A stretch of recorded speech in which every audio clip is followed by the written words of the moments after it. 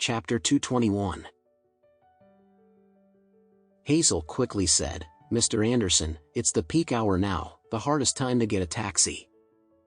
Why don't I send you there, if you don't mind?" Emma was curious and skeptical about this coincidence, but she was too desperate to say no to the generous offer. "Thank you so much for the lift, Mr. White." "You're too welcome, it's my pleasure." Hazel hurriedly got out of the car and opened the door for them happily. Alex simply rubbed his nose sheepishly without a word. He was well aware that Hazel had grabbed the best opportunity to flatter him, and coincidentally, he needed his help, so he didn't refuse the offer. The driver drove in front while Hazel sat in the front passenger seat and started a casual conversation with Alex.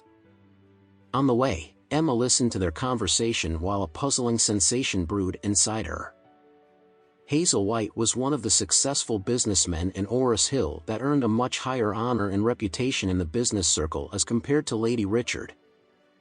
Such a figure usually possessed a firm and stern temperament, and yet, inside the car, Emma could clearly feel that Hazel seemed to butter Alex up, and it was so obvious that it was getting a little greasy. Then, she peeked at Alex and found that he remained natural with a stoic look, making the whole scene even more mysterious.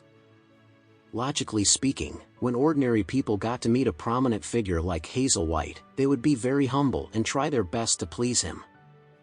Yet, on the contrary, Alex looked indifferent, and he didn't even seem to care about Hazel.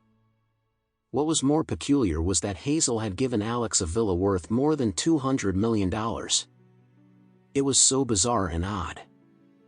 On the other hand, Emma had long heard that Hazel was very much into metaphysics and very superstitious. He would pray, worship, and give offerings to the god of wealth at home on the 4th and 14th of each month. It just so happened that Alex seemed to have familiarized himself with this kind of superstitious study, and that was probably why Hazel was so polite to Alex.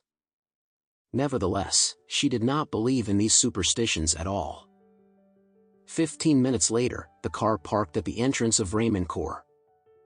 Again, Hazel swiftly got out of the car and opened the door for them. Emma quickly blurted a thank you and followed Alex into the company. "Master Anderson, I'll be here waiting for you," Hazel said from behind them. Alex nodded to him and said, "Thank you for the lift, but you don't have to wait here. I don't know how long we will take." "It's okay. I don't have anything to do today, anyway."